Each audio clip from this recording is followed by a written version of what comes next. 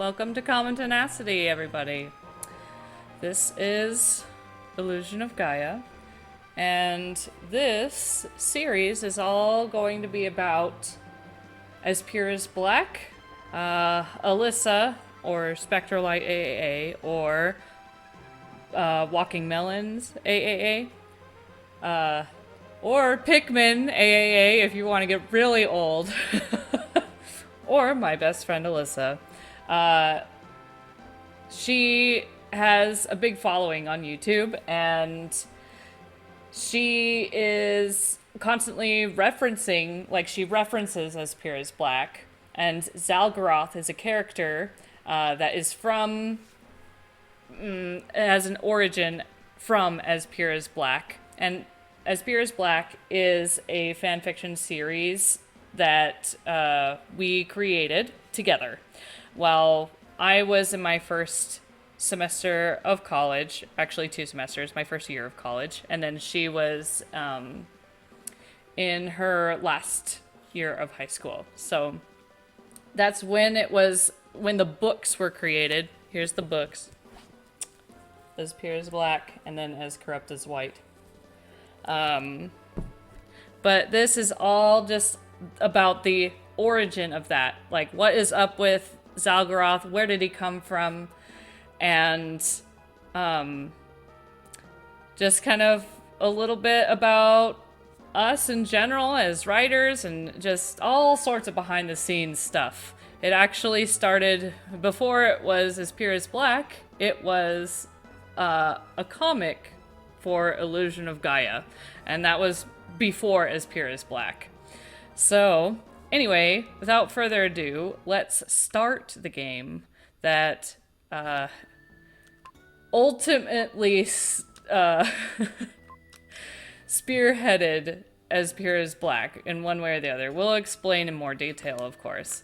Also, the reason that Alyssa is not currently here is because actually this is recorded a little bit after the fact, because sad times, my computer, our family computer, it bit the dust. So I think I can still extract stuff from the hard drive and it's fine. And I pulled all the super necessary things from it, but we did lose like the first 15 minutes of gameplay.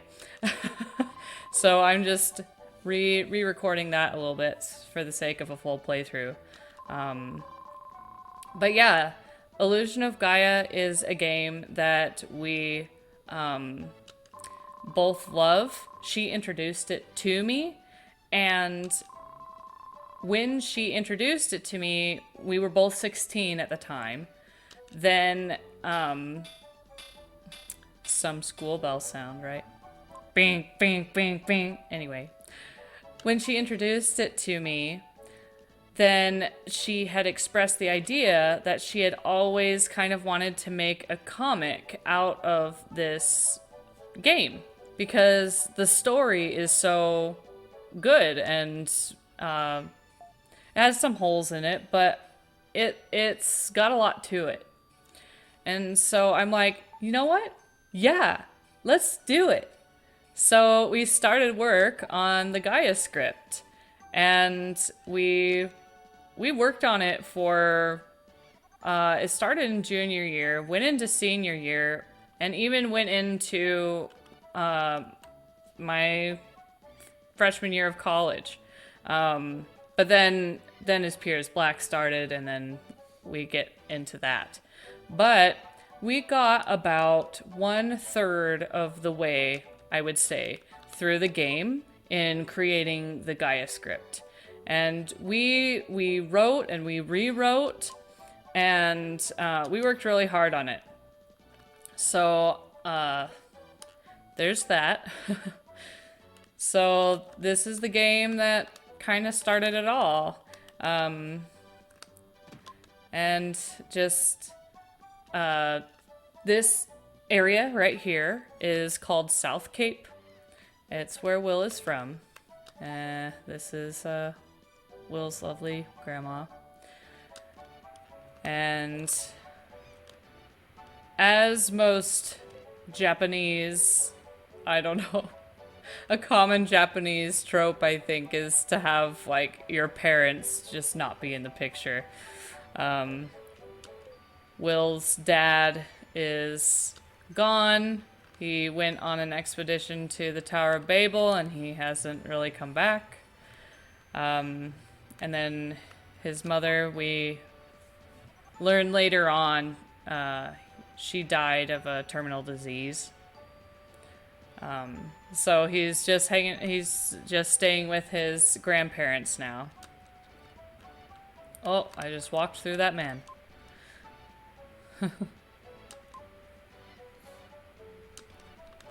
It's okay. Will doesn't need any swords because he has a flute. He attacks with his flute. Don't ask me why.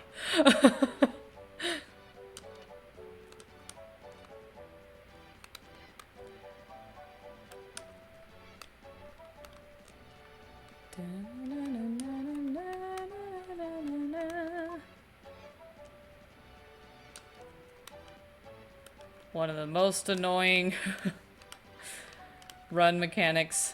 I wish there was a run button.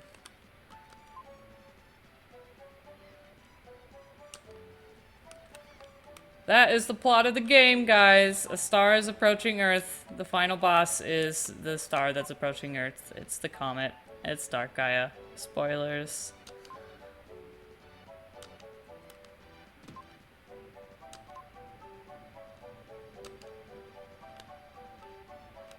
Rich house of spoiled Eric.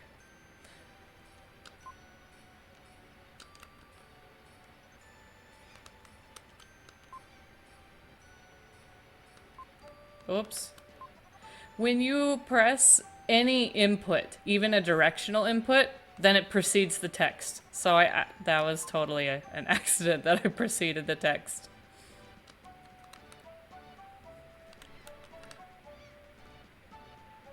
But yeah, we only got like, oh, this lady. Don't worry, I'm not on fire. Oh my goodness. Your brain ache? Well, that doesn't seem to be trading your brain, but your body. This lady. Oh wait. Need to go up on the roof. Red light, green light. How long have we been playing this? Oh man. Wee! What's up, lady? What's up, lady? Hello, lady.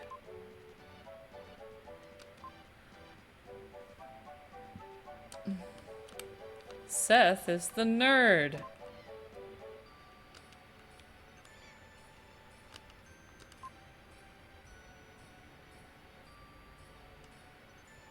Indeed.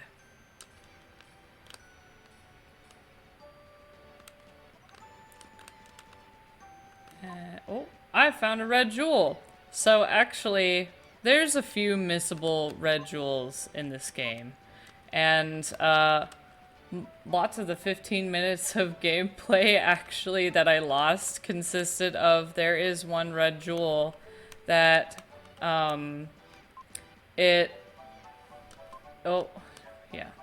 it's like from this guy, and he like, you have to go in and out of the seaside cave over here and then wait for him to like, instead of sitting there, he'll sit there, and then maybe he'll give you a jewel. I don't know. I tried it, like, for at least 5 solid minutes.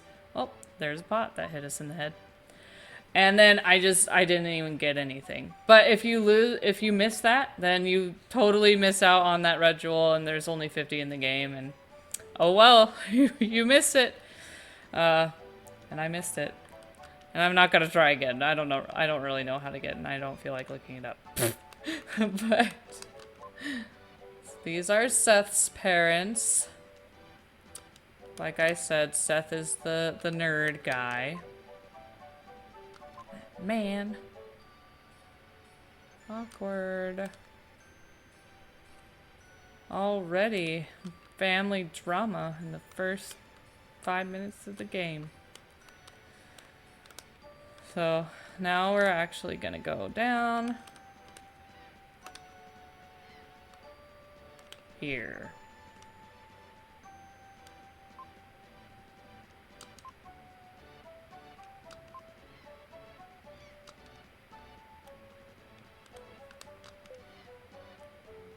It's late. I'm playing cards with Seth. Gotta wait a minute. Suddenly, Eric rushed in with a desperate look on his face. Big news! Big news! The princess's battered castle has run away! They say she came to South Cape. That's all? You came in such a hurry, I thought something really big had happened. The princess is probably that spoiled girl, Kara, the one you like so much. Liar! Maybe the soldiers will come here looking for her. The soldiers from Edward Castle look so cool. I want to steal a helmet too. All right, Eric. You be a little crazy. I thought everyone would be surprised. I'm not interested in girls. I like adventures better. Will, get over here and sit next to Eric. Okay, sheesh. Everyone's here. What should we do today?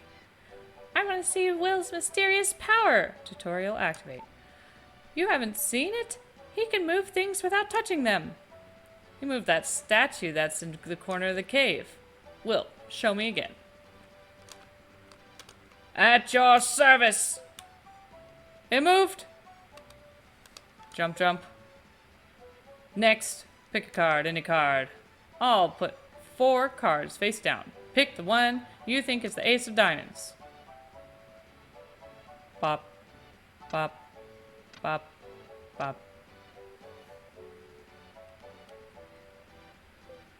Oh, I think he just repeated the same thing. If only I could do that. No matter how many times I see it, I'm still amazed. But why can you move the statue when you can't move anything else? 'Cause game limitations. Which card, guys? Plot twist, any card is right. It's the ace of diamonds, of course. Ah, right. Speechless. Hey, Seth. Is this some type of psychic power, right? Yeah, must be some kind of psychic power thing. If I didn't know better, I'd think it was magic. Most people have 5 senses: sight, hearing, taste, smell, and touch. I think Will's psychic power is some kind of 6th sense. What says is too complicated for me to understand. Oh, well, I skipped that text because I thought it was done. One more game with Seth, and I'm going home. If only I could do that. Ha ha ha, I'm going to win again for sure. It was already dark by the time Will left the cave.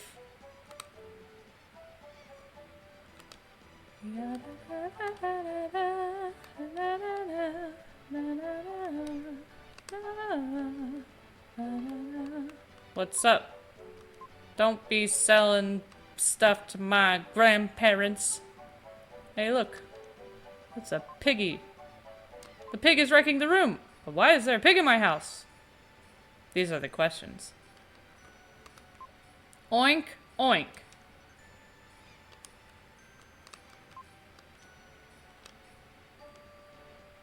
I tried to go in there, but then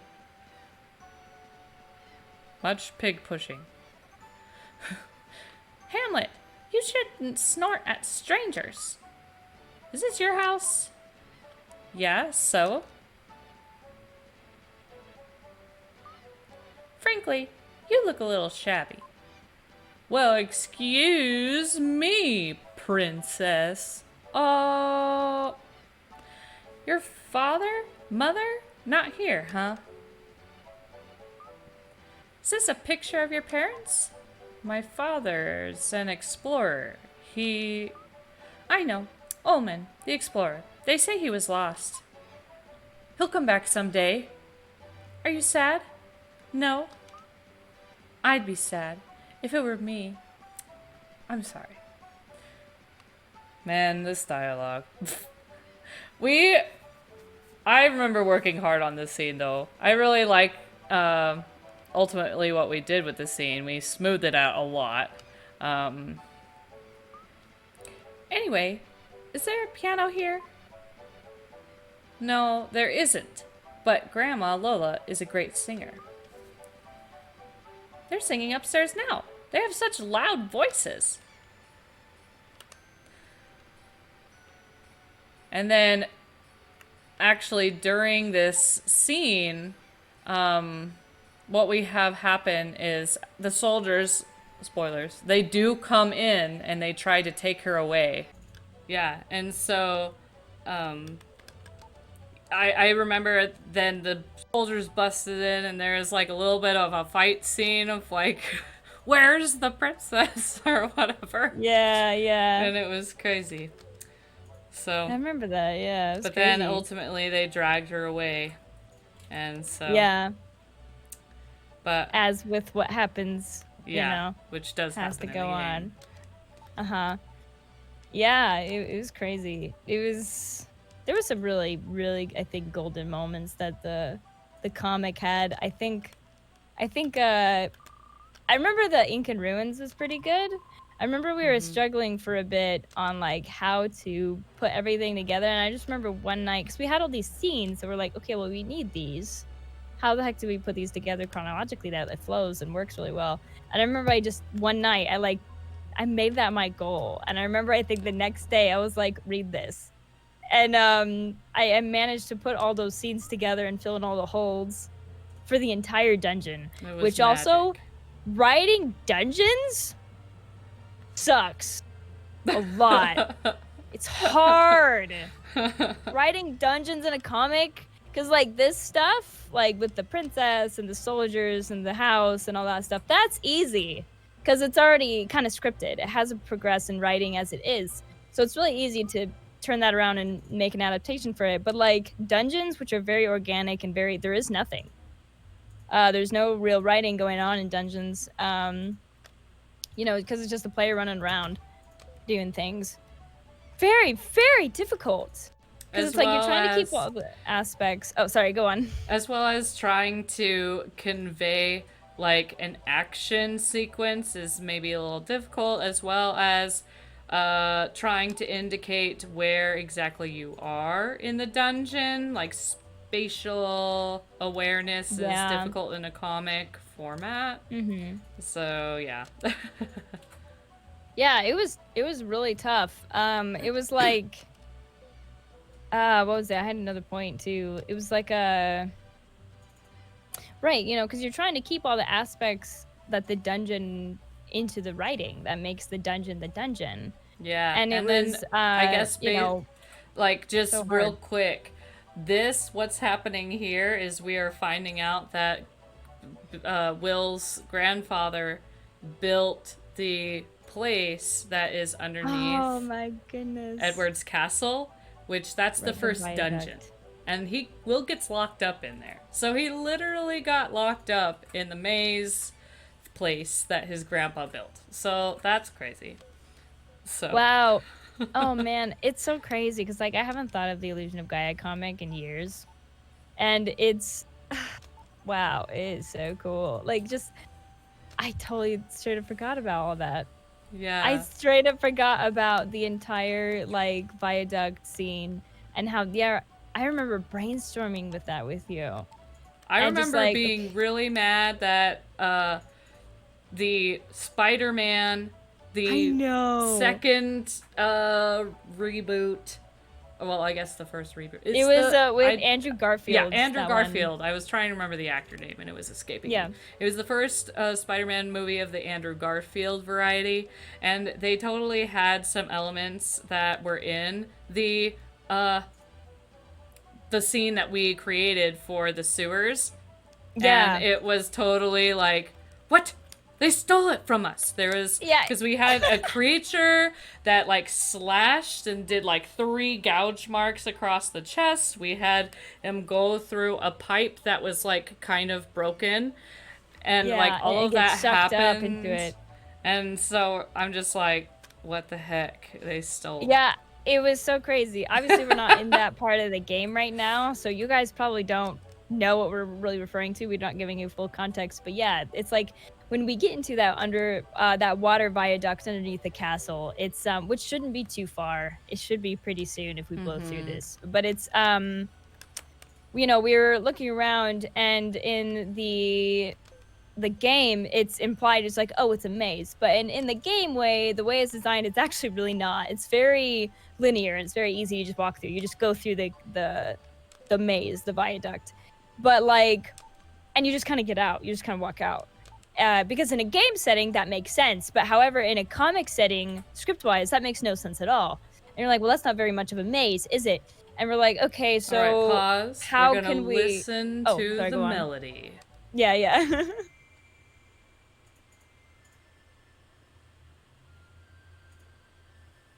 I can't hear it. I know. That's why my hand's up.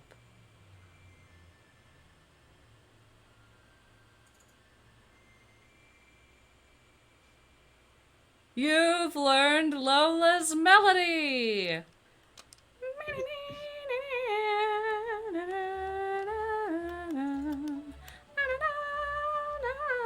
I remember what it sounds like in my head. Yay! Happy. Yeah. But anyways, with the viaduct, maybe I should just wait. Maybe I should wait until we get there to talk about it. Yeah, we'll talk about it when we get there. Yeah, because it's gonna be hard to for I think anybody who watches your video to envision. If I explain it before we're there. Right. Which we're getting close. We're getting close. We are. Edward's Castle. Yeah, but basically, as far as we got in the comic, for those who may or may not know this game and all the levels that are in it, we got from the beginning of the game to the end of the Incan ruins, and we got to the Sky Gardens. We started Mew.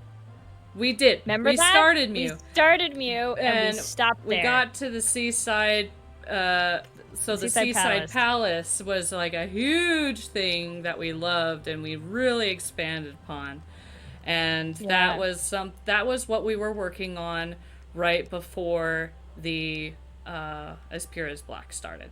So yeah, because it was like how far we got. Yeah, so it's like I would which is say a little more than half the game. Yeah, I would say that's like, I don't know exactly what percentage of the game, but I think that in terms of the comic and what we wanted to do with it, I think we were about maybe a third of the way. Yeah, no, it was crazy. Because it's like the game is a lot shorter than when you make a story out of it.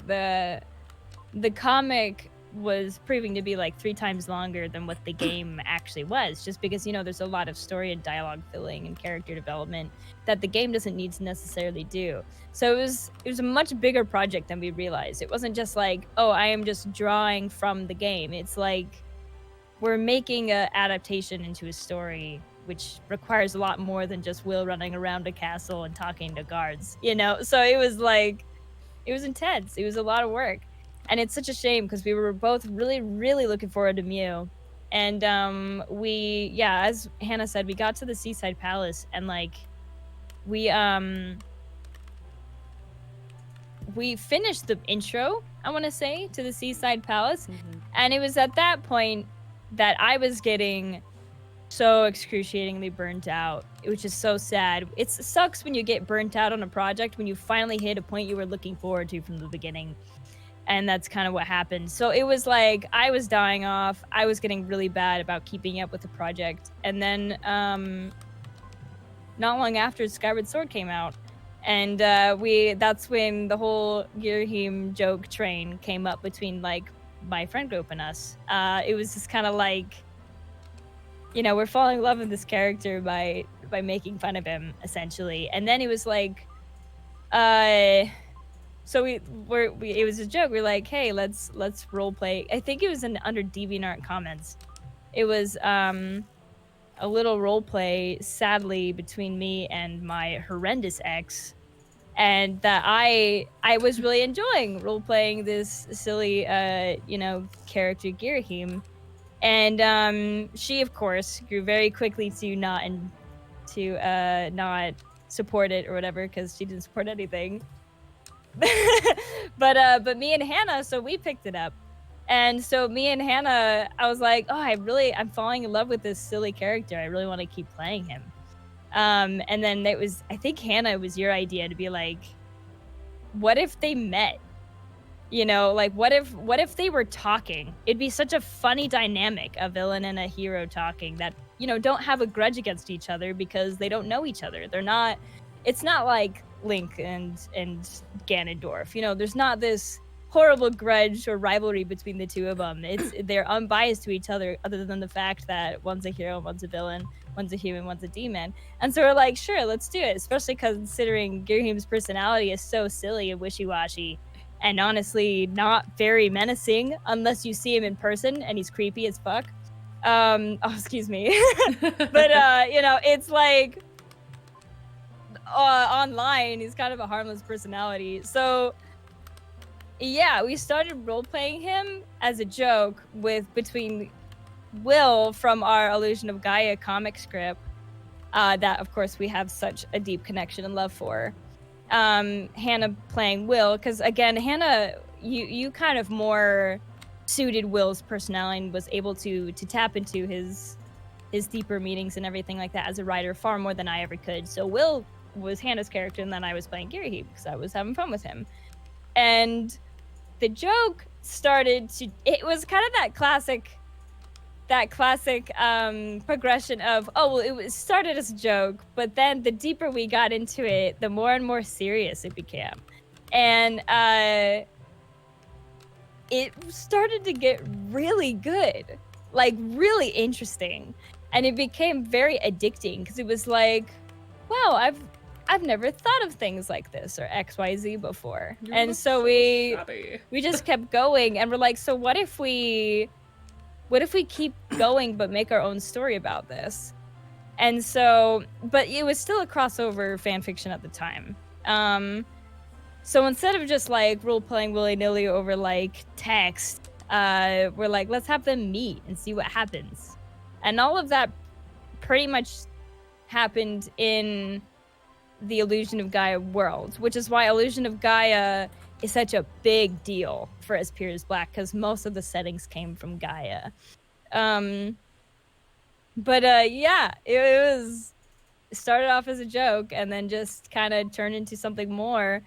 Cut years later, like years of us role-playing this fan fiction that became more and more deviated from the source material. It was like Girahim wasn't even Girahim anymore. He was so OOC'd, you know, out of charactered. In our writing, also, Will had...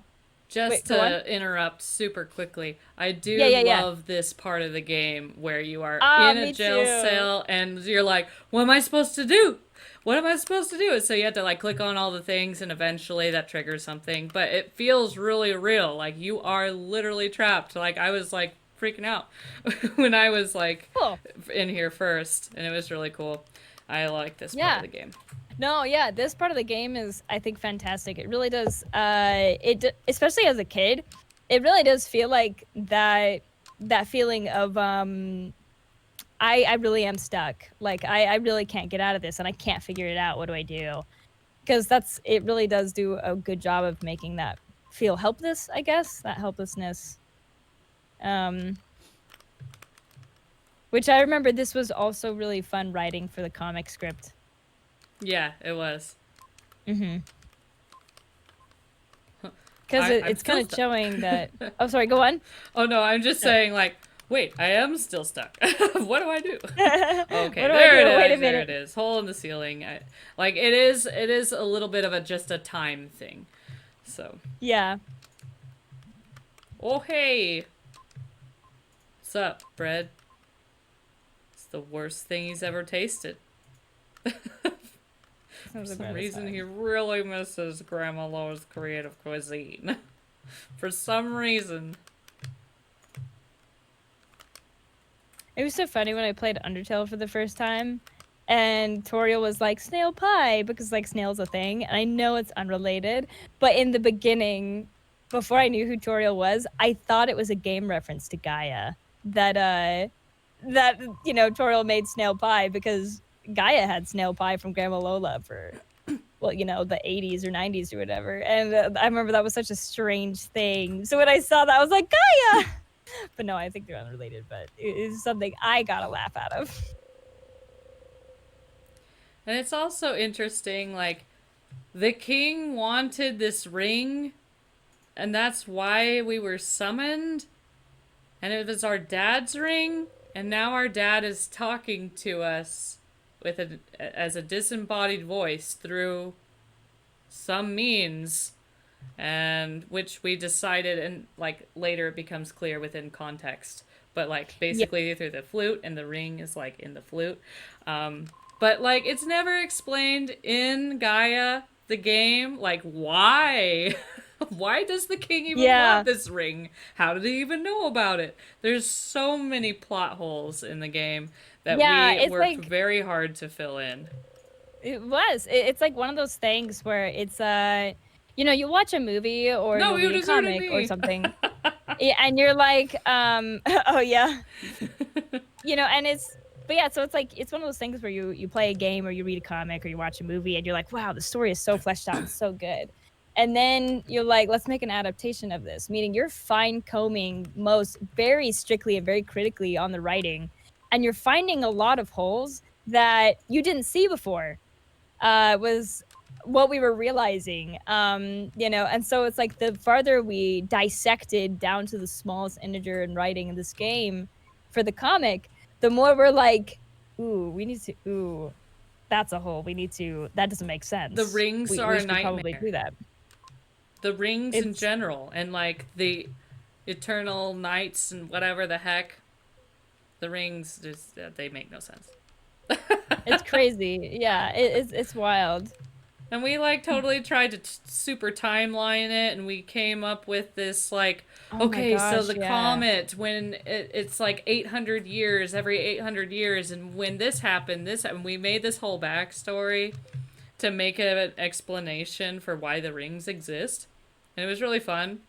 But man, we always really cool. We always like came up with something, and then we would be like, oh no, wait, but that conflicts with this.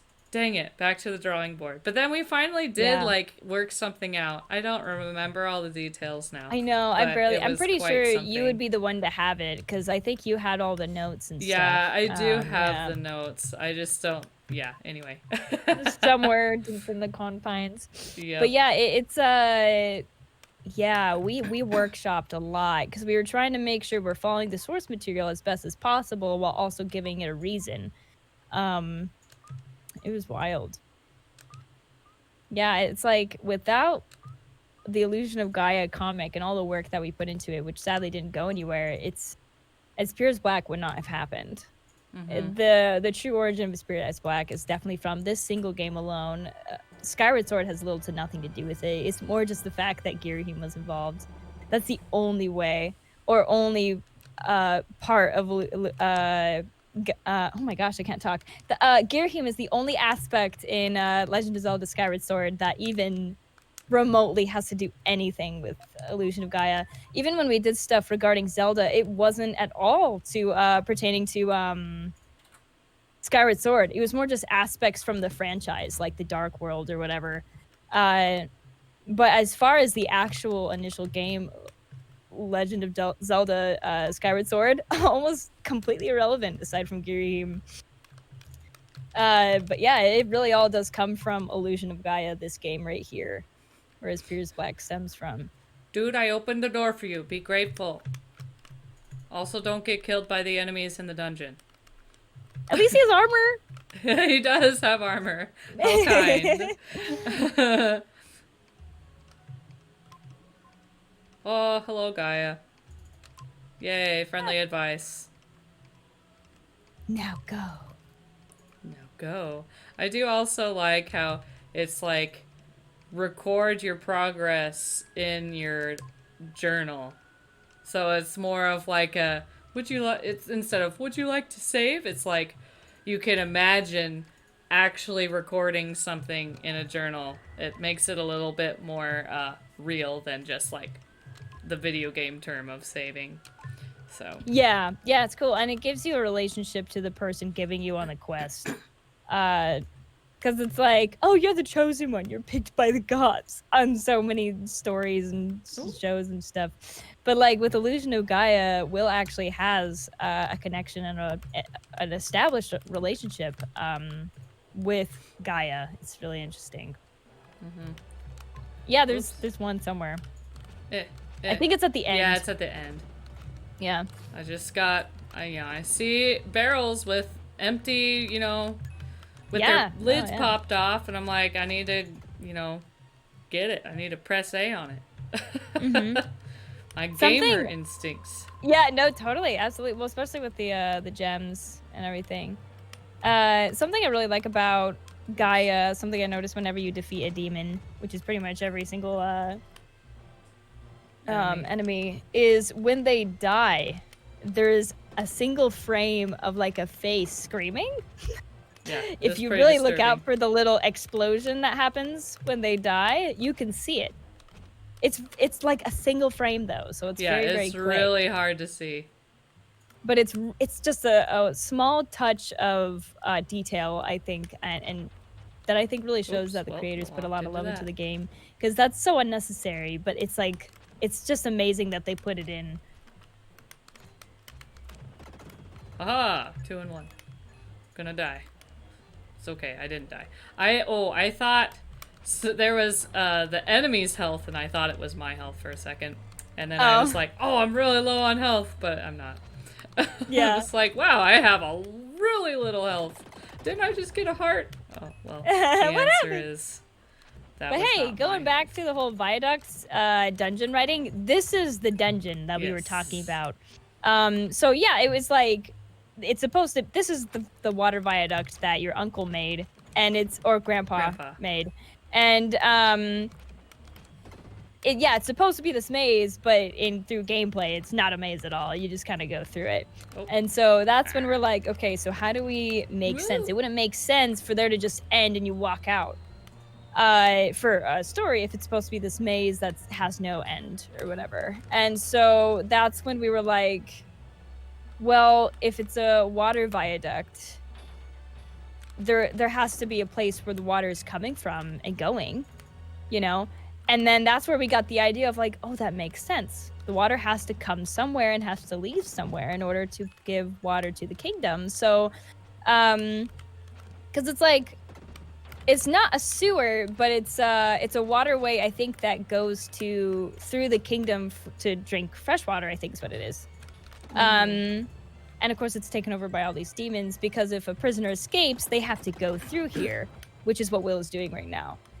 And nobody's made it out. And we're like, well, it would make sense if nobody went through the waters. They're trying to find the exit to this maze when there's no exit. So we're like, okay, let's have Will go into the water and try to find where the exit of this viaduct is, where the water goes through. Hey, Lily. And it was really, really cool. And a big thing I forgot. And little dandelion Lily here. Right. Whoa, hello. Yeah, it was. Yeah. It speaks. Hey. Oh. I don't think Will knew it yet in the comic, but in Illusion of Gaia, the game, all the demons were once humans that were corrupted by Dark Gaia's light, turning them into demons. And so that skeleton, or all these bats, well, I don't know about the bats, but the skeletons for sure, or like the demon eye, squiggly, snaky dude, they were once humans. So it's implied that like every prisoner that escapes that tries, that, you know, escapes their cell, that tries to escape through the maze, fails and becomes corrupted and becomes one of the many demons that is in this viaduct that you're fighting, which was really interesting and a really fun thing to write about. Anything like that was really, really cool. And like Will has such, in the comics, again, when we started to develop Will's personality through this comics, far more than the game then ever did. Again, using elements from the game to, you know, put these personality traits into play. It was, Will is a very sympathetic person, you know, feeling bad for these humans that turned into demons, and yet he has no choice to fight them because otherwise they'd kill him. It was really, so it was like this really cool conflicted, like, inner issue with Will. That was really, really fun to mess around with. And that came into play very, very much so in As Pure as Black. It actually basically led to the title of As Pure as Black, because of course you don't necessarily think of black as pure. You think of pure white.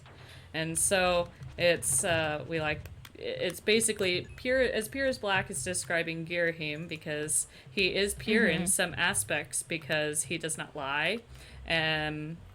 Which is a fan fiction thing, by the way. That is not it's a from fan the game. fiction thing. It's a fan fiction thing. It's because the whole prospects, you know, the term black and white gray area is, you know, it's that kind of metaphorical sense. Is the situation black or white?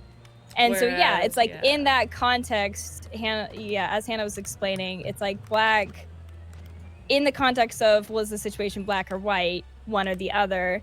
Black usually means morally wrong, and white usually means morally right. And then gray area is somewhere in between. So it's like, it's describing Girahim, or, you know, the villain in this, which now in the original adaptation, like where As Pure as Black is today, would be Zalgoroth, is he's pure darkness. He's pure wrong kind of thing. Where like As Corrupt as White, which is actually the sequel book, is referring to Will, where it's still playing off of the same metaphorical saying of moral black or white, gray area, which is it's describing Will, where he's as corrupt as white, meaning he's not corrupt at all. He is completely just the opposite. So that was like kind of a fun aspect. He's super pure, but yet he has blood on his hands because he's had to kill all of these creatures who were once humans, and so that's kind of a contradiction. It's like a double meaning. Yeah, it's a contradiction. It's really cool because, like what you were saying, it's like, so As Pure as Black is referring to Zal or Girahim, whatever, depending on whichever form of As Pure as Black you want to refer to. Is he's pure black, meaning he's full corruption. He's full morally wrong. But the contradiction goes to what Hannah started to explain, where there is some pure aspects to him, such as being always full of integrity and never lying, and finding that he thinks that his moral compass is correct. So to him, he's right. And then as for Will being corrupt as white, he's not corrupted at all, except there's that conflicted aspect of, well, he does have blood on his hands. So to a demon, he is considered just as much of a murderer as a demon is to Will, you know?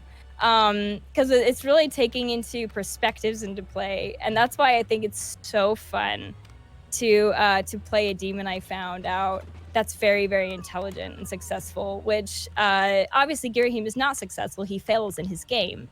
But for Zal, it gets more interesting. But anyways, it's like, you know, to humans, a really big part of As Pure as Black was like, you know, oh, Will's the hero. He helps people. He saved the world. But to a demon, that's an enemy. That is not somebody who's pure of mind. That's not somebody who's not a murderer. They have blood on their hands too. Heroes have so much blood on their hands to a demon, you know? So it was like a really cool, like flipping things upside down, I guess. And the title is supposed to have that double meaning. that's as pure as black or as corrupt Cool. as white, or a gray area, which I think comes later, but we never got there. But yeah, it's really interesting. It's really fun. When you defeat the enemies, a shiny will appear. A shiny silver. But Yeah. cool. Blah, blah, blah. Yay, I'm about to die because I got kind of trapped by one of those things. Yeah, I saw that. It's like, oh crap. Oh well, maybe I won't die. We'll see. Oh, well. In the comic, so you're nearing the end. Bye. As you can see, it's a very linear thing. This is like a little mini boss. So when Will, oh no. So that brown bat and a bunch of the like blue bats, we used that element in when Will went into the viaduct, like into the water part. And this is what Hannah was explaining that was so frustrating when seeing that Spider-Man movie do very similar things. Because like Will has a boss fight in the comics with that brown bat in the water and like gets sucked up into it, gets slashed by the bat and everything like that, the demon bat.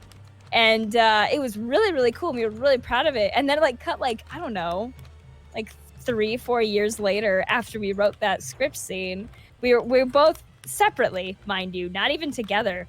We're both watching this new Spider-Man Garfield movie with the lizard guy, and they're like getting sucked up in the water, and they're fighting in the like water tubes underwater and getting sucked in and blah blah blah blah, and like the slash, and it was almost like trait for trait everything we wrote, and we were like, oh no, like, are we gonna have to go back and rewrite this so people don't think we stole from Spider-Man? Because that it was so identical. Like, it was so like frustrating. We're like, oh man, we put so much work into it, and it was just. Though we could have just totally.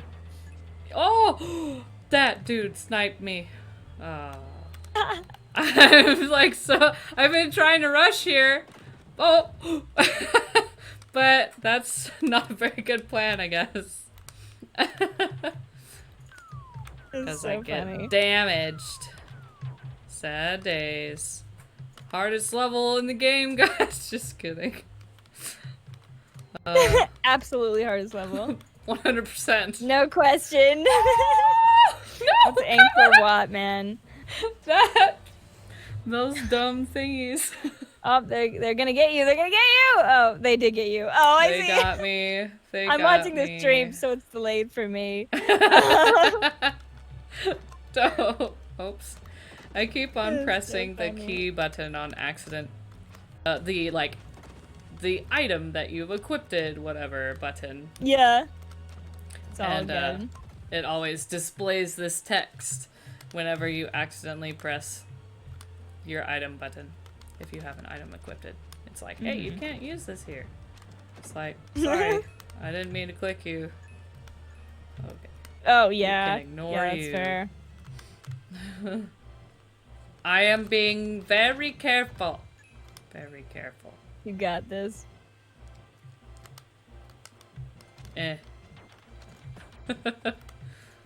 We'll get through the first dungeon of the first little dungeon. And I freaking took damage. No. Nope, before he shoots. I think, can you charge? I think you can charge up your attacks. Or do you get that later? You get that later. Like, so if I hold a button. Nope. Okay, I see. Nope, nope. And I don't have any, like, herbs either. Like, if we press... Oh, right. Oh, I do! When did I get that? There was a chest here that gave you an herb. Later on in the dungeon, that's probably where you got it. Well, I don't know if I want to use it, though. Maybe I will. I don't know. I mean, you're pretty close to health. I wouldn't use it right now. Yeah. I'd use it when you have, like, no, one not or right two. now, but, like, I see. Well. But just so that I don't keep on dying. Let's jump down. We're gonna shield that. Not be sniped. and not be trolled by these little dudes.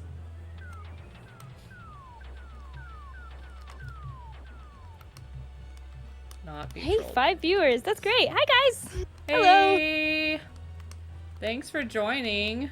Yeah, thanks for joining. Yeah, it's wow, we put so many years into the Illusion of Gaia comic before Spears Black started. How did that happen? Oh! No, come on! Should I use it? I would, but not here. Not here. I would get away from those dudes. Get away from the dudes. You need to go inside the room. It's safe in there. It's okay, I'll kill this bat. Oh my gosh, dude, you were 1 hit away. I know. I'm gonna use it. I'm gonna use it. You scared me. Equip it. Boop. Yeah, take the medicine. Bop, bop, bop, bop, bop. Yay. I'm good at this game, guys, I promise. Even though I've died like 5 times. The first mini dungeon. It's not even a full dungeon. I know. Yay, I did it. Yay. Yay. Yeah, you muscled through that. I Had you tried to do that, you would have died. Yeah. Be. Oh boy, try playing the flute. Play the melody. Play it. Oh, oops.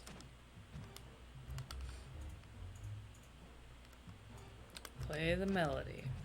So we're gonna equip the melody because that's how it works here in this game. Oops, that's the key. Boo-boo.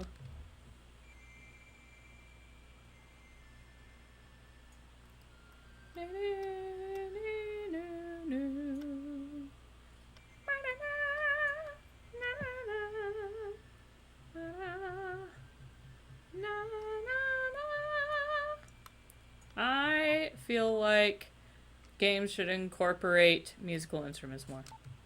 They had such a good thing with like Ocarina of Time and stuff. And no game I feel like that's like an adventure game has come close to touching that. You know, they tried with the harp in Skyward Sword, but that was just more frustrating than anything. Yeah, and it's not a harp. It's not. It's a lyre. They're liars. They're liars. They're lying like liars about the lyre. That's terrible. All right. So don't make a mistake. All right. 1, 2, 3. I did it. The doors. Stop. The door is open. See, like that is totally probably like a really direct translation. Like, what kind of no English person says the door is stop? Open. The door is open. It's probably more like wait, the door's open or something. Maybe. I don't know. Just like too direct of a translation. Yeah. Can you see Oliver? There he be. Yeah. The man. The man, the Oliver man. Okay, this way. There he be. Sleeping on that there, yes. You're so good. Honey, you're the best man. Best man in the world. Best man. He's sleepy. He's tired. Oh. Get out of here. Okay. Oh, what? Oh-ho! I killed you. We're gonna wait. Oh, we're just gonna go in there. See ya, suckers! I can... Oh, oops. She healed me. I am Gaia. Your shape is only temporary. I think that dude's shape is only temporary. But, details. Record. In front of the statue next to you. Alright. Oh, oops. I keep... Like, sometimes you approach something and it starts the dialogue. Like, you don't press the A button on it, but you're expecting to have to press A. And so you push A, but it already has started the dialogue, so you like skip the first thing and you're like, dang it. Yeah. That just I happened. hate that. So That that is happens. one thing about this game that it's like, dang it. Like, sometimes you have to press on something to start the dialogue, or sometimes you just have to approach the thing to start the dialogue. And so Yeah. it's inconsistent, and sometimes you accidentally skip dialogue because of that. I am eternal. I really like Frieden. He's really cool. Yeah, Frieden is really cool. I remember it was kind of hard to incorporate Frieden in the comics too, because it was so easy to just keep doing the whole thing with Will alone. And it was just like Frieden felt in the comics kind of out of place, which was quite a challenge to incorporate him. He doesn't have the flute. Yeah. But, yeah, man, it's just because like. Awesome. Woo. But yeah, Frieden is sick. He's really, really, really cool. My flowing hair. Yes, his glorious flowing hair, dude. His armor is so cool. Yeah, it's pretty sweet. Frieden's character design is just on point. Now I can hit that button because my sword is so long. Yeah, get out of here, you bat. When I was a kid, I thought he was a girl. Oh, you because did? His hair was so long. Yeah, I did. I straight up thought he was a girl when he was a kid. When I was a kid. Yeah. Maybe as long as Sephiroth's in Smash. Just kidding. Nobody's sword is that long. It's true. No one. Frieden's definitely shorter. Yeah. This is not the length of 3 or 4 Kirby's. Yeah. Get out of here, you skeleton. Stunlock you. Sup? Frieden, the all-powerful eternal man. All-powerful eternal knights. Oh. Oh, I remember. So it's like in the game, there's kind of implied like there's these dark knights and these light knights or whatever that work with Gaia, and it's the dark knights that work with Gaia, and like Gaia, because in this game it kind of flip-flops, because it's like Dark Gaia uses, wow, her name is Dark Gaia. That's so confusing. So it's like Dark Gaia. Yeah, Dark Gaia uses light to corrupt humans into becoming demons. So in this game, Dark Gaia's light, which symbolically light, is usually supposed to be the opposite for demons. It's supposed to be resenting for demons, and supposed to be, like purifying and all that stuff. But in this game, they flip-flop that concept. And so Dark Gaia uses light to corrupt. And so Dark Knights, like Frieden here, your boy, they fight against Dark Gaia's light. So they work with Gaia, the good Gaia, the Gaia that we keep seeing. And so there's a lot of implyingness in the game, but there's not a lot of explicit explanation in the game. And as like we were saying in the game, there's a lot of holes in it that you didn't really realize until you actually analyze the writing, really fine comb it, like what we were doing for the comics. And remember, Hannah, you came up with the most amazing hole fillers and plot hole fillers to all that with the light and the dark knights. I remember. I barely remember what it all was. I just remember what you came up with was really good. I agree. Oh, see, I didn't mean to press A and skip that. I just was pressing Lily. A. Oh well. Yeah. Skipped a thing. Oh well. Blah blah blah. I learned it from Grandma Lola.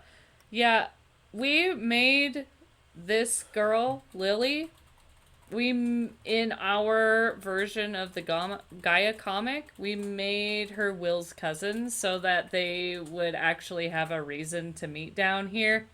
'Cause this is just seriously the most random girl. Yeah, in the game. Like it and also, it makes sense, because it's like Will's mom comes from the same village Lily is from. Mm-hmm. And the village is tiny, and it is puny, meaning everybody kind of knows each other. And if Will's mom came from that same village that Lily came from. It just kind of happened to fit so well that we ended up going with making her his cousin. And then also giving relevance to this scene where she shows up here to kind of help rescue and guide Will through the maze. Like what Hannah was saying. So yeah, it just made more sense, I guess. And it fit really well. Really, really well. Isn't there? I thought there was like a something Thing down of here. yaks, a yak leg Yeah, thing. where'd it go? There totally is. I think you get it. It's triggered to find once you, I think, are trying to take care of. Once you, I think, are right. Yeah, I think. Gotta I think get that's what it the. You got a leg of yak. Yak leg Like, meat. meat something. We'll So read it. funny. I love you. They're still at it. Oh, what is she? I love you so much. Oh right, yeah, they're having a moment. They are a moment that will last eternity. Zzz, zzz, zzz, zzz. Hey, I came back for he's you. Sleeping. Old Snorehead. At it again. Hamlet is the best little pig. Yeah, good piggy. Hamlet is the real MVP. The real main character of Gaia. Oh my gosh, legit though. Oh, that reminds me with Hamlet, we wanted to do a little mini side comic too of the adventures of Hamlet. Yeah. Because he gets separated from the party in the game eventually, and he finds his way back. Oh, and here so it is. You've found a large, yummy roast leg of yak. And then they make it so, like, epic. Dramatic. Oh, everything's ready. Let's go before the soldiers find us. AKA, what are we still doing here? Oh, man. So funny. We needed food for the road. Which, I mean, she's kind of not wrong. It comes into clutch later. It does. That's true. Like, major clutch. Super. Like, it saves their life clutch. Like... Like, what would you have done if you hadn't had that meat clutch? I'm sorry. Oh, and I love it's the best. You go zooming and then you like spend so much time turning to finally face the right direction to go into the village. Yeah. Who trashed my house? Oh, right. I remember this. Oh, right. And then this, I don't remember. Wait, I don't remember. Yeah, we used this part to introduce the jackal, and I don't remember if this was introduced here already. It is here. It's right here. Oh, you skipped it, look but at the it's wall. there. Yeah, because I moved. Yeah. Yeah, Yes, Gaia, not Gaia, yeah, Kara's like, oh my gosh, this is really terrible. They sent the jackal to find me. Yeah. And so we use this to introduce the jackal because the game uses it to introduce the jackal. Yeah, right.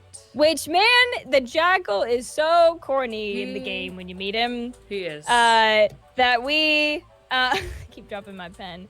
That we made him actually really freaky and sinister in the game, in the comic, or so we planned, because we actually didn't even get that far. I know. We one time. So I don't usually get like super like inspiration and need to whatever, but for the jackal scene, like I totally had a dream about like how it played out, and then I like.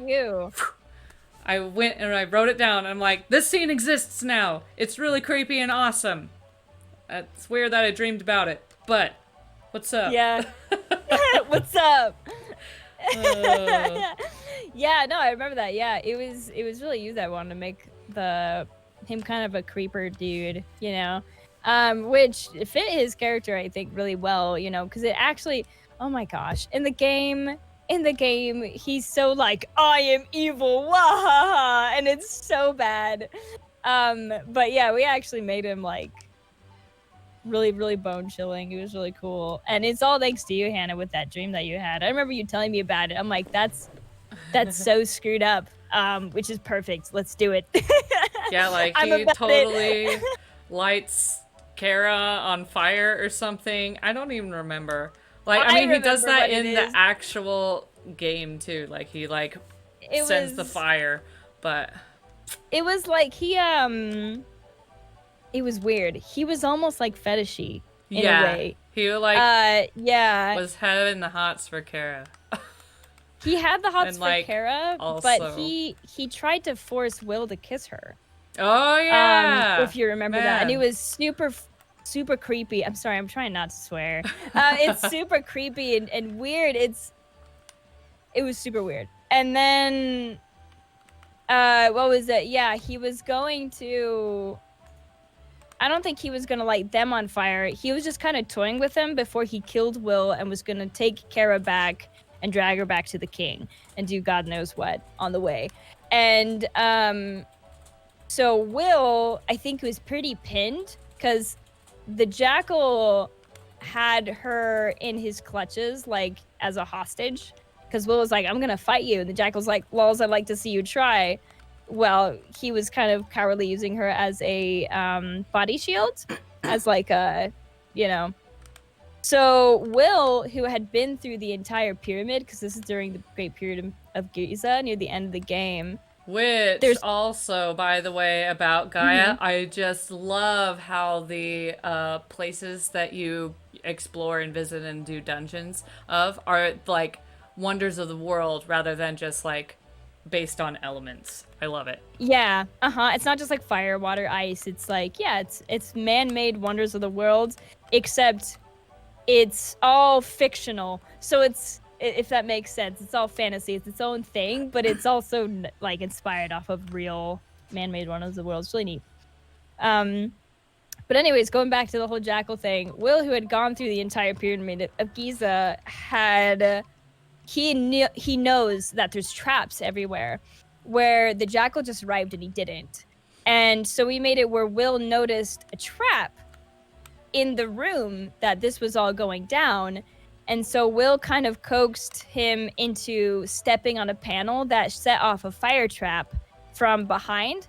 So it set the jackal on fire, but not Kara. And while the jackal was freaking out, being lit on fire, that's when Will kind of tore Kara away from him, and they watched him die and burn alive in front of him, turn into ash. It was crazy. It was crazy of a scene. It was nuts. It was cool. Oh yeah. Which the trap actually happens in game. I think that's what happens. He doesn't just light on fire for no reason. I think it was like, it was either Will could like made him like walk on it on accident, or I think Will like used his spinny his spinny flute technique to drag something onto the like tile that. to trigger the trap. Yeah. Yeah, I don't remember exactly, but something awesome like that. Yeah, And clever. something slightly mature, you know, really cool. It was neat. And I had a dream about that. Crazy. Yeah, super nuts, super wild, man. Will is my friend, you understand? No, he's my friend. No, he's my friend. Dude, both of you in this game have met me, like, you know, one time. Two times, yeah, one time. So, you know, calm down. And both of you played a part in, you know, saving my life. I'm going to the village. That one. Let's set off. It's super weird that they're like fighting over Will as a friend. It's so weird. Like, that's so stupid. Oh man. Itari Village. Gotta love Itari Village. Da, da, da, da. Village. village. I'm like trying to put on music while I'm with the game as I'm Oh, watching. yeah. So it's not just dead silent for me. It's helping. That's good. Yeah. Play the melody! Oh. I can't move, guys, until I play the melody.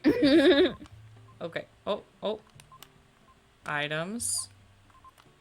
Definitely playing the large roast. That's what this item description is. Stream! It's so good to see you. Hello. Oh boy. Let's play the melody. So great.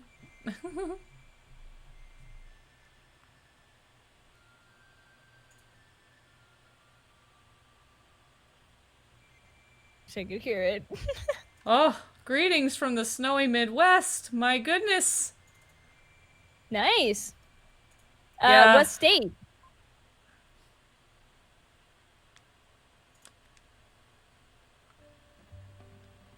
Ohio. Oh, right on. Here, Nice. I'm gonna fix something. Because the chat is getting, like, slightly cut off. Oh, So is it? we'll just Oh, yeah, from me. move. Yeah, I see. Perfect. It's no longer slightly cut off. Surprised? Well, I mean, you did tell us there was a barrier, Lily, so. Mm-hmm. I can't help it if my feet hurt. Well, whatever, princess. Whatever, you sheltered princess. Look at my flowy wind hair. Yeah, Kara goes through a lot of character development. That's another great thing about yeah, Gaia. it's wonderful. Is like the characters actually grow. They do. It's really, really neat. Yeah, it's like they're really snobby and they hate each other right now. And like Kara is the troublemaker of the group that's just so annoying. You know, because she's like this frivol princess that like gets everything handed to her on a silver platter. And then so like going out into the world, let alone the like dangers of the world, not just like at a city or whatever, it's kind of a wake-up call. So she struggles against it for a while, but like as the game goes on, she gets a lot more nice, a lot more empathetic and sympathetic and understanding, and she toughens up a lot. It's really neat. Mm-hmm. Whoops. Well. Yeah, and like Lily, who's very like very strong individual, she's so irritated with Kara because she's like, oh, this stupid princess is holding us back and she's such a pain in the ass and why is she here, you know, kind of thing. So that's why Lily's like, we didn't ask you to come along, or I didn't, you know what I mean, like leave my village, go away, kind of thing. Sup, Grandpa? Oh yes, the village elder. Gotta go meet with the village elder. Do do do do do do do. I can. If when there's a will, there's a way. Just kidding. Yeah, face the music. Well, also, Will, the way that I portrayed him, or the way that I portrayed him, is he just like loves bad puns. So yeah, he's kind of a dork, and it's great. He's So- a dork, but he's a very kind and serious and smart dork. You know, like he's not stupid. It's cool. So he will be the first to own the saying, when there's a will, there's a way. Either way, yeah. He was so good. I miss that character. Yeah, he was weird. Cough. I know. You know. Just saying. Yeah. It's too late to come back. I know. Because Alyssa can't do Will justice, and I can't. I don't know. man. I feel like Will, I can't super do him justice at this point in my life either, just because I haven't seriously roleplayed in so long that like Yeah. I've kind of lost my touch with Will. So it kind of feels like the character Will that we created in a sense is dead, just because I can't like. Don't I know. It's so sad. It's okay. Oh, He's man. It's not you know, okay. He's He's a immortalized. fantastic He's character. immortalized in writing.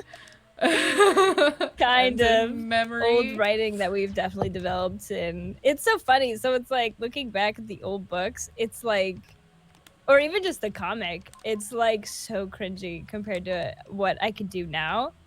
You know, because it's like you develop as a writer with age, because with age, obviously, as a person, you get more, you develop more as mature. You think more like an adult. You problem solve like more of an adult, etc. So it's like you tend to take serious consequences with your actions because you're aware of that.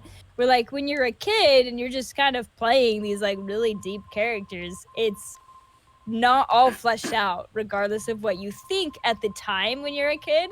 And so that was why it was really refreshing, I think, to when we were older, something that had again deviated so far from the source material with as pure as black that it like wasn't even Illusion of Gaia anymore, or like it wasn't even Girahim anymore. It was like a completely different character and completely different world because we had gone off of it so much that when we were older, we developed more as writers. We're like, how about we make this original? Because this is so different anyways, and then we love it so much we could do something with it. And then it's so sad where it was the opposite, where it was like where I started falling off on the Illusion of Gaia comic, Canna started falling off on the role play. And I tried my best to like revive it, but it just now in this stage of my life, it's hard for me to roleplay like we once did. Because seriously, how the As Pure as Black series came to be is seriously that defined my freshman year of college. We stayed up till 3 a.m. every night role playing. And it was amazing. It was crazy. It was fantastic. We were both so into it. And we like on a Saturday, we would just role play literally all day, and it was really intense, and it was our life. It was amazing. It was such a blast. And one of the reasons that it could happen that way is because A, I had, time, and then B, like, we both had such motivation and drive to do it, and there was like just this momentum that we had. But now the problem with now is like I have a full-time job, and so I don't have as much time as I used to, as well as I need sleep more than I used to. Yeah, and especially because, you want to be a mom soon. And then also and our schedules falling out of coordination is so opposite. But another thing that I think really broke the progression, as you said, you had a lot of momentum because we were just doing it, and we were so in touch with the characters. And again, it was so different than the source material. It's like Will was his own character, and then like Girahim was not Girahim. He was more like Zal than he ever was, and which is a very actually ironically opposite type of personality. Very serious, very like let's get business done. Let's not toy with our food and make jokes and be silly and over the top and over dramatic. If anything, he's not over dramatic at all. It's so opposite. But anyways, that's what we were, and we had a ton of momentum, and we were so in tune with our characters, and it was amazing. But that was all put on a big pause when you went on your mission because we stopped. And we tried to roleplay a little bit over letter, but then eventually you're like, hey, I really need to focus on this. And I'm like, yeah, it makes sense. And so we just stopped. And then it was like, because we dead stopped for like over a year. And then like, Hannah was focusing on her mission, and I couldn't really think about it because I don't really think of myself as a writer. I think of my more self as a storyteller, where I I'm okay writing alone, but it's really difficult for me to write alone. I do much better collaborative writing with roleplay, and that's why I'm more saying I'm not really a writer. I'm more of like a storyteller. So collaborative writing is great. So it's like when Hannah was at a dead stop, I couldn't even barely think about it, So by the time you came back from your mission, first of all, you were kind of in like a culture shock coming back to the normal world again. But yeah, it was like the role play died, unfortunately. And so when it came time to convert it all original and, taking the step back and being like, hey, let's do something with this, Hannah's motivation was dead. Mine was revived through Sam, another friend of mine who kind of jumped on, but it's kind of a different timeline.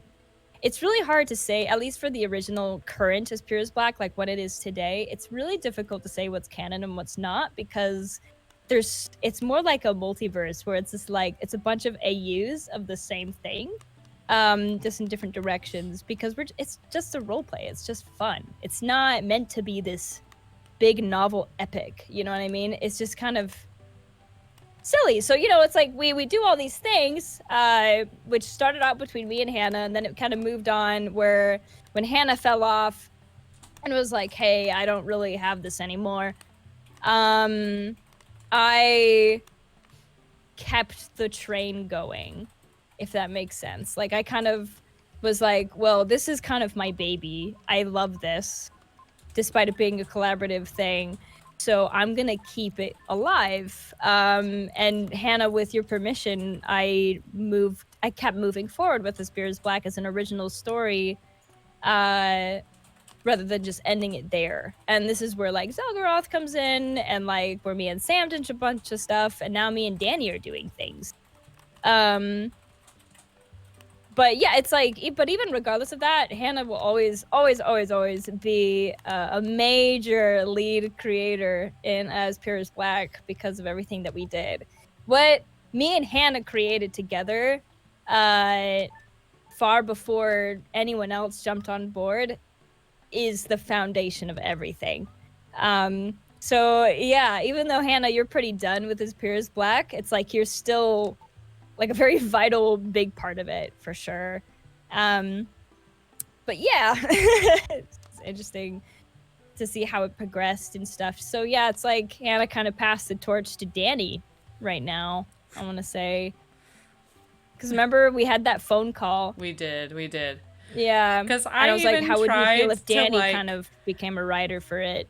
Yeah, because I even tried to like surprise Alyssa into like one time when we hung out in our very limited amount of like in-person hangout time, which is now even less because now Alyssa is in a different state. I'm in Oregon. She's in Oregon. I'm still in Arizona. So now like we can't really hang out in person anymore, but it was even hard to hang out in person when we were both in the same state. So yeah, you were pretty far. Yeah, well, like an hour drive away, living in Glendale. Yeah, like an hour drive, but also just like schedule. Like it's just hard to coordinate schedules. And so anyway, like one time we went down. Actually, I think we were still in Flagstaff at this point, but we went down to like hang out, or I did, and I had surprised you with like, here, I have thought about how we can turn As Pure as Black into this original content. And like made like a timeline and brainstormed a bunch of stuff. And I was really excited to like start role playing it as an original work. But then like we started it and I just wasn't. Yeah. Yeah, I think you going on your mission and then going back to college and then getting into a relationship and getting married and then looking forward with like life, like real life thing from like wanting to become a parent one day and like finishing your degree and getting into the editing business and everything. Like obviously that takes priority than a fun little role play. as a hobby, you know, and so those aspirations took priority very understandably. So yeah, it's Also- like by the time it took for you to come back, it was just, you know. Just funny. Like, what the heck are these options for us guessing who? Like, what? Yeah, cotton candy's Definitely relative. cotton Birdman, candy's old man's relative. ghost. Like, that's... Absolutely. Actually, we are the Moon Tribe, so none of those... Yeah. Wrong. Yeah, it's actually like character quotes like that Will says. It was things like that where we're like, okay, Will's kind of a dork. Let's make him a dork in the comic. You know, because yeah, it gives you little ideas of how much of a jokester he could be. Because obviously somebody serious is not going to be like Birdman or like Cotton Candy's relative. What the heck? You know what I mean? So yeah, we gave him kind of a humorous side for like, you know, things like that we would see in the game. Wherever there's light, there are shadows. I've always loved this concept of like Yeah. light and shadows, kind of yin and yang. Right, totally. Absolutely. It's a big theme in Illusion of Gaia. And like right here in this point in the story, you got all sorts of deep lore about like the comet and what it's doing to the inhabitants of the world. And we used this specific dialogue that these dudes say to like scrap together, like to, you know, we put in patches to fill in holes, but we took these concepts and used them as a very, this is the base. Yeah. So. Absolutely. What will be born of the light this time? Yeah, and they're talking about the light of dark Gaia that corrupts things into becoming demons, which happens every 800 years because dark Gaia is a comet. Comet. Comet. That's really hard to say. A comet. Yeah, that goes by the Earth every 800 years, and then just corrupts everything into becoming demons. Creatures whose hearts are filled with hatred and destruction. So now this is an arbitrary time kill. Timed thing that you have to kill them. Where are they? They're up here. Die. Oh, okay. Die. Get back here. Oh, I'm gonna lose. Oh. 10 seconds. 10 No, seconds. no. 7, Oh, 6, oh, oh. 5. just Oh gonna kill no, that I'm guy. behind. You are 0, behind. you're out. You win. You lost. You lost. No. There's one left. Try again. You don't get the cool statue. Try again. I'll run up there this time. And not get stuck on a rock. You got this.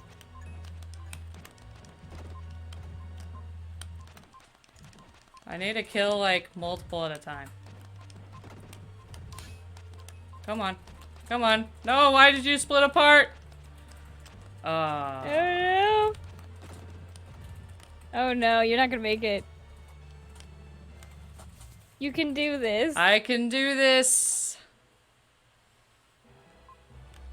Third time's a charm, right? Yeah, you can do this. You got this. Oh, yeah. There's the 2-in-1 that I'm looking for. If you can't do this, oh yeah, there's the whole combo thing. That's the come big on. move. Oh, come on. Do the thing. Do the thing. Yeah! Okay, you're making good time. You're making good time. Sup? Oh no. Oh my gosh. You beat it like on the second. Heck yeah, Oh my that's gosh, how I roll. Crazy. Yeah, I just, you know, for the suspense. For the Yeah, suspense. It's good content. It's good content. I got ink in statue B. Not to be confused with A. Yes. Indeed, indeed. Alright. I did the thing. Okay. Do I just leave now? Oh, I talked to Lily. I can talk to Lily. Yes, I am great. Thank you. Yes, let's go. My father summoned me with his disembodied voice. Yeah. He's watching over you, man. He's guiding you. Typical. They headed to the Incan ruins. All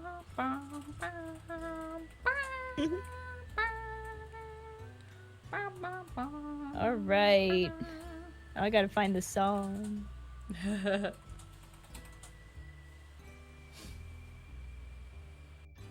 The playlist I'm looking through is not in order by any means. It's driving me crazy. Lurai Cliffs. Here we go. All right. Just entrance to the ruins. I always like the entrance to the ruins. This little area here. I don't know why. Mm-hmm.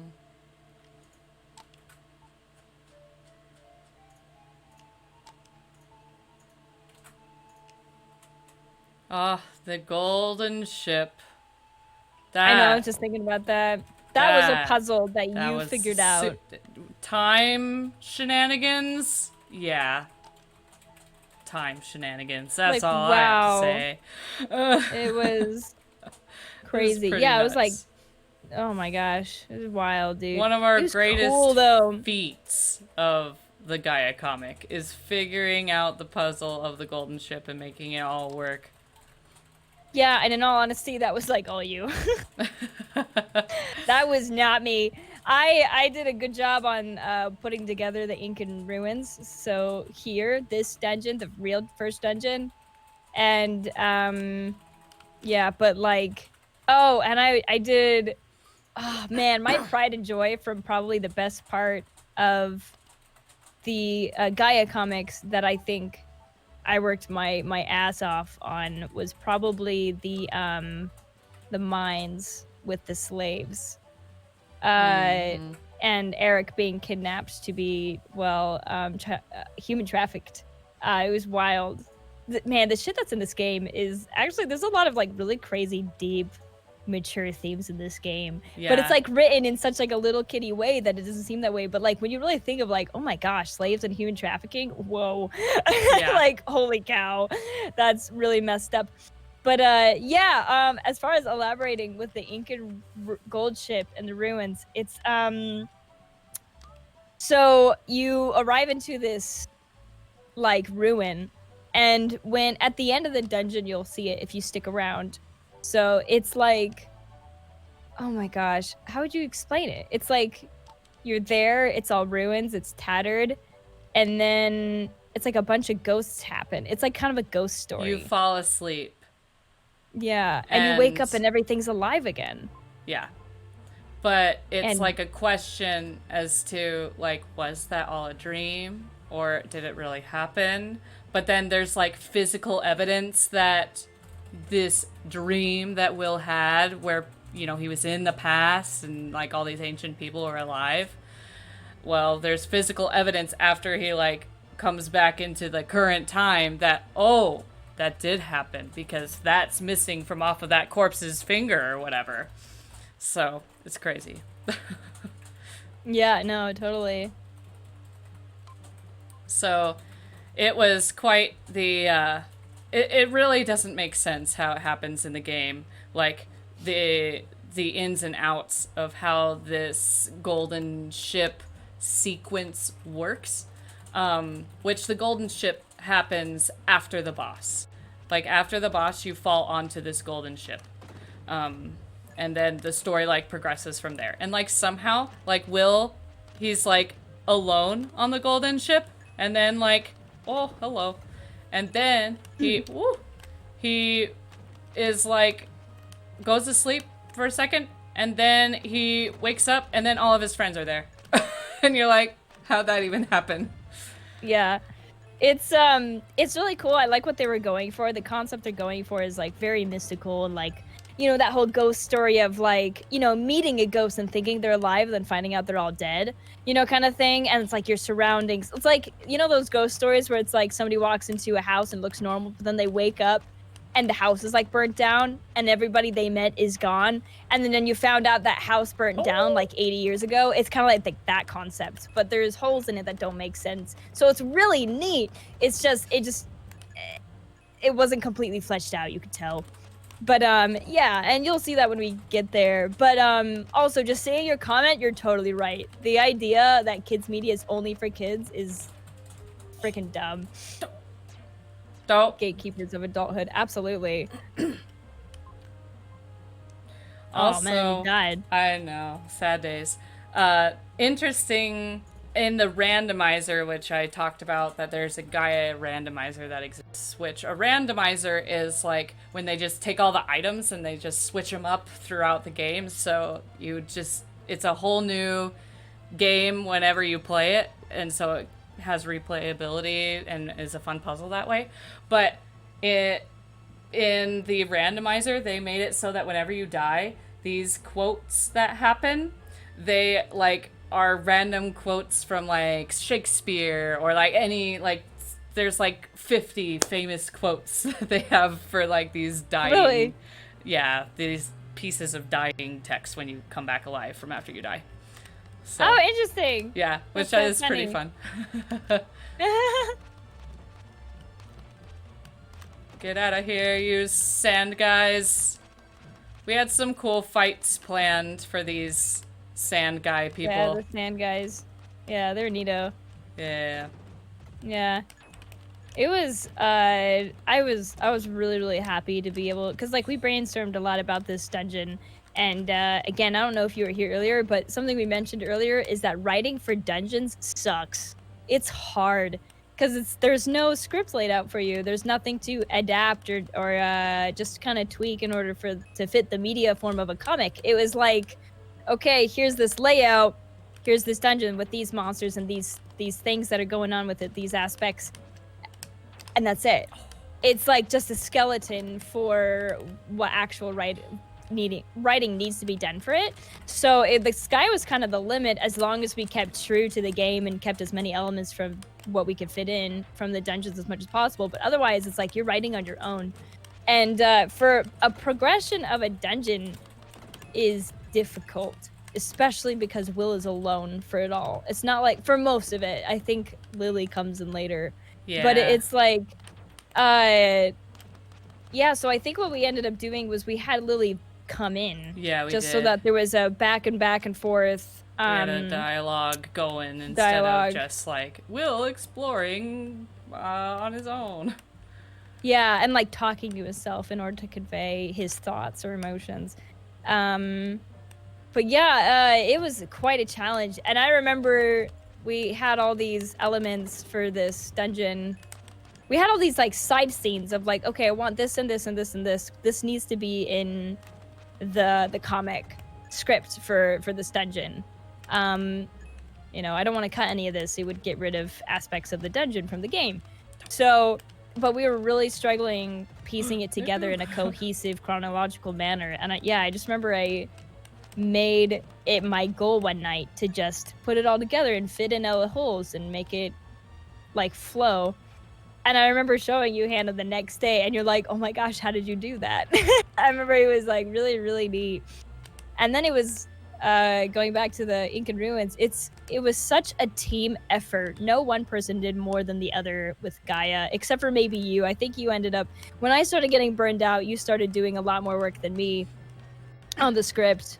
But in the beginning, like here we are now, we put so much effort, both of us, into it. And it was where I came short on the Incan Gold ship and that whole ghost story. Hannah was amazing and put it all together very, very well. Team effort! Yeah, dude, it was really cool. Yeah. I can't believe that was such a big part of our lives for so long. It was.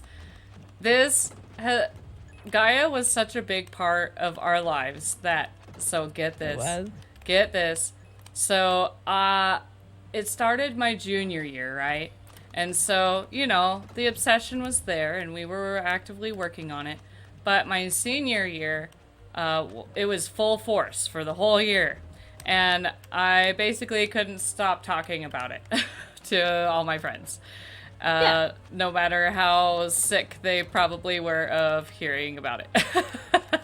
And so they knew, ooh, how rude, they knew of my obsession.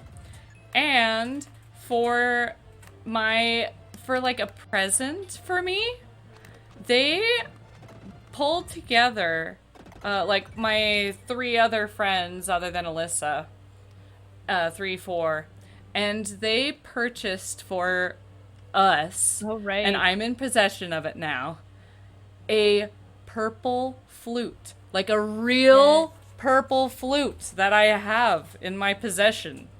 Because Will has a purple flute.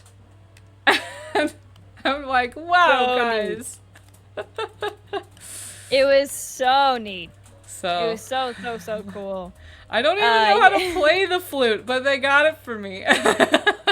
Yeah, it was so neat. And you got a purple flute, and I made you a little Hamlet plushie. I do, which I also have possession of, which I could go get right now, but I'll just save it for like next stream. It's fine. Yeah, maybe next stream. Next stream.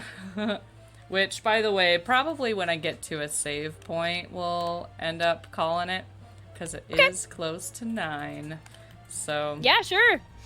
Yeah, but you know, thinking about how influential Gaia was, especially for you, both the Gaia and the roleplay, is it was because of Gaia and making the script and you editing it and us editing it together and how much you enjoyed editing stuff that made you realize you wanted to go into editing. It's true. The reason yeah, for that, college and as a career. Yeah.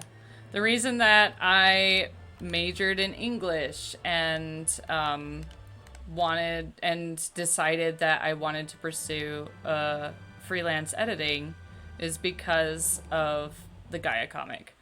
I found that I loved to improve on existing writing, and I loved to like format everything so that everything looked all correct and nice, and I'm just very detailed oriented like that. Right, because you organized everything. Yeah. Like, so later on, we ended up making, we were so obsessed with our silly roleplay as Piers Black, which I love it so much. Even though it's like old and you could tell we were like kind of kids then, and our writing reflects that. It's still amazing what we ended up doing. Oh, and, yeah. We in such a short amount of time, just because we literally, that was our life. I know. We lived created roleplay, man. We created those 2 books in a grand total of a little bit over a year. Yeah, it was That's wild. ridiculous. It's amazing. But yeah, so it's like I did all the artwork for the books, and then you formatted and organized and edited. You went through our roleplay and chopped down a lot of stuff for the book. And these books are huge. The text is small in order to fit as much as possible, and these books are like 400 pages. Huge. Yeah, they're like thick suckers, man. They're huge. Also, I'm a little lost. That's okay. I'll figure it out. I haven't been paying attention. That's okay. Do I press this button? I think you need to press something. Yeah, you need or oh no, you need to put that in there. It's not a button. You find a key and you got to put the key in there. It's like a gem. Oh. I think you got it from I think a chest. I got it. And yeah, then I need to equip it and put it in. Equip it. Wait. Oh, that. I haven't really been paying attention to the gameplay. No, that's okay. I'm so sorry. I was like, because honestly, the Incan Ruins is probably the dungeon that I get kind of turned around in the most. So. Fair. Because it just, like, you end up going into the same room so often that I'm like, wait, was I supposed to re-enter this room? Or am I just back here because I didn't know how to proceed forward? That's always the question. But anyway, okay. We good now. Proceeding. Oh! And getting hurt. Whose cousin? Are you meaning Hannah's cousin? Hello, Maddox. Hello. Hello, It's a cousin. regular family gathering then. That's awesome. I don't know which cousin you are, but I believe that you're a cousin. I believe you. Your dad is Matt. Oh, cousin of Jarom. Gotcha. Yeah, thanks for the follow, by the way. Your dad on Facebook said that you streamed. So he's like, I'll let my son know about your stream, meaning us, Jarom and I. That's so wonderful. Jarom will be back to playing and streaming games like, oh, well, that's not where I wanted to go. Back to streaming games with me, like, in April. Because in order to keep the momentum going for this Gaia stream, we're going to keep on doing it Tuesday and Friday. But we're going to start up our normal streaming again. Probably in April. Maybe if this finishes up a little bit earlier than expected, maybe that we'll finish this up in, like, mid-March. We'll see what happens. Something like that. Probably at the earliest, mid or early March, for sure. Yeah. Because, I mean, I am already at the Incan Ruins, so... Yeah, it's really not that long of a game. Yeah. Yeah. In my first playthrough, the time when I, like, played through it, like, all on, New Year's Eve day, I really took my time, and it was my first time playing it, and I ended up beating the game in a grand total of 23 hours. I remember that. Yeah. But we also took our time because we were, like, dissecting the game, and we were talking about the story, and we were getting really hyped off of each other and everything like that. Yeah, so that was, like, a really long playthrough of this game. Like, this game is probably more, like, close to really a 15-hour game, I would say. Yeah, it's pretty short. If you know what you're doing, then maybe even 12. Yeah, maybe even sooner. 'Cause, yeah, it is just, like a Super Nintendo game. It's really not like this crazy long, like 100-hour game or anything like that. And as you notice, there's not like really a battle system. It's just kind of like a hack and slash walk forward. The saddest sad.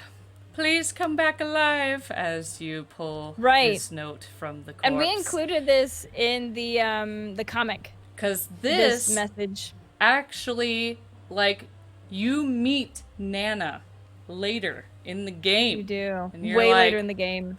Well, that's awkward. So cool. Yeah, it's so good. I love how it, like, ropes back in. It's so neat. And then also Sabus, which are siblings, and a Kruk is an animal. Yeah. So. Sad days. And this is where we use our trusty Psycho Dash. Is there anything over this way? I forget. Ah, nothing. There's a bunch of those worms, though. But yeah, Gaia has played a super huge role in my life. And I wouldn't be a freelance editor, or like I can call myself a freelance editor because I have edited one manuscript of a book. So accomplishment. Right now it's like super on the back burner because right now I'm into streaming, which takes up time, as well as I am working a full 40-hour job. But yeah. But yeah, man, no, you totally are. Totally. Also, you may not be like full time, but you definitely are for sure. Yeah. So the goal is to eventually have me not have to work, and Jarom so you just can do works, full time, and then I can do freelance editing on the side. So that's the goal. But we'll see what happens. Also, I think I cannot proceed in this room anymore. You're done with this room, I think. So we shall proceed this way. This leads down to the same place, huh? For science! Same Science! place. Science. The science. It was had. Yeah. Yeah, there should be another cliff that you probably fall off. This is where I came. Yeah, this is where I came out of. Oh. Do you want me to tell you, or do you want to figure it out? You tell me, because I get turned around, man. Okay, go to the right. Right. No, go down. Oh. You're right. Yeah, go down. Oh, this? And then go right. Yeah, that, Oh! right there. Ah. Everything is clear. Yeah, there you go. Thanks, buddy. Yeah, man. What would I do without you? Wander around. Die. Get out of here, you faces that shoot projectiles at me. It's a good thing they're not poison projectiles and that Will can take a hit somewhat. Oh. Hey, thanks for the follow, man. Yeah.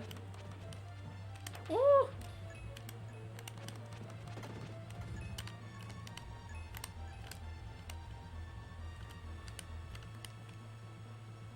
Yeah, it's crazy how much Gaia has really influenced both of our lives, because it's like, as pure as black, I still love it to this day. And in fact, I actually love it more now, I think, now that it's like an original thing, and that we're not going off of existing material, and it's not like this weird crossover fanfiction thing. It's now that it's like an original thing, and I'll purposely avoid trying to make it like the source material now. It feels so much more like my own, you know? And the only reason why I say my is because you've been off the project for a really long time. Yeah. So like it's yours now. Like, yeah, thank you. So, as pure as black, like the not original characters or IPs, I guess. Yeah. Idea of properties. That's ours. The original books that we made. For sure. Not to be confused with original characters. Original books, but not original. Yeah, it's super crazy. And even then, it's like I still credit you, like, again, as like a really main creator for the original stuff, because what we did back in the fan fiction days, the unoriginal fan stuff, is still a lot of the foundation. It's just adapted to be something original, and then also I've expanded on it a lot, and I've changed it a lot. So yeah, it's kind of become, Hannah kind of like passed the torch on to, like, we're both creators on it, so it's like I had my torch and she had hers, and she kind of passed the torch on to me, so that it's the original, what it is today has kind of become just mine, where with Hannah being like a really big part of it in the background. But yeah, and it's like I was saying earlier, because I can't really like write on my own, because I'm more of a collaborative writer,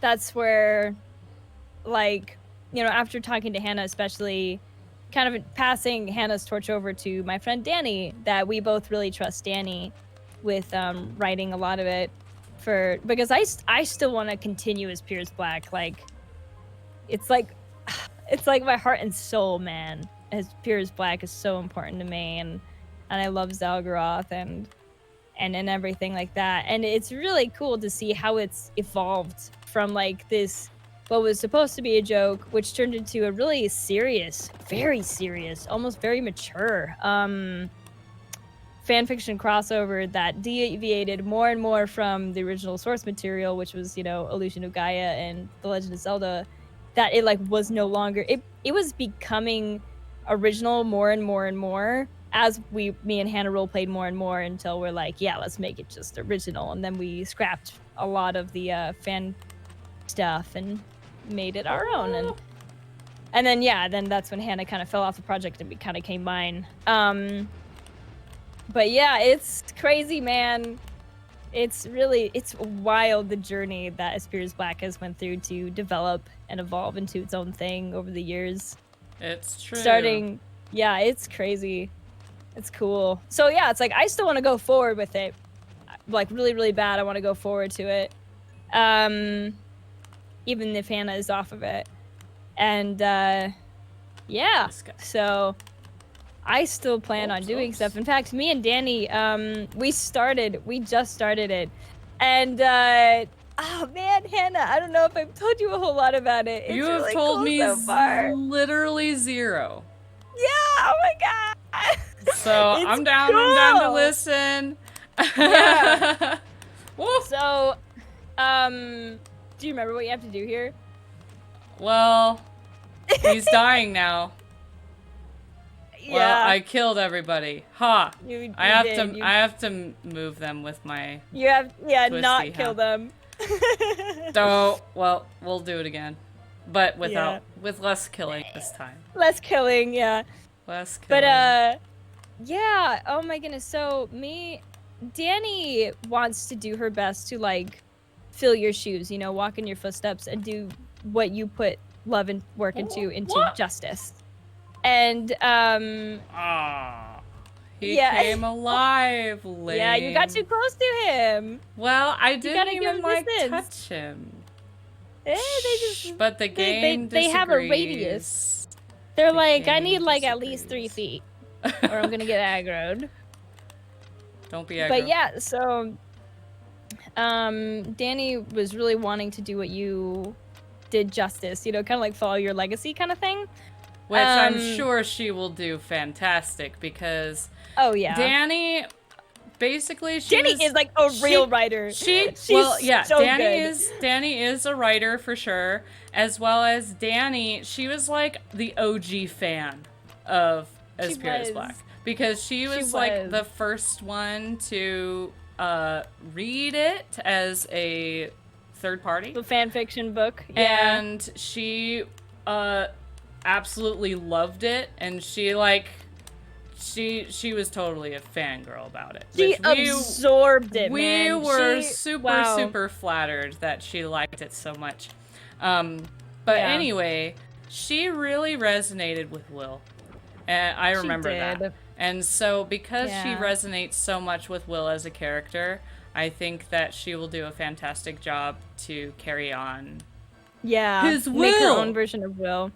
It's really, really neat. And but it's also like, she can't replace Will at all. So what we were thinking is kind of, like I've mentioned earlier, that it's really difficult to say what's canon and what's not canon these days in what As Pure as Black is now, currently, as like an original story.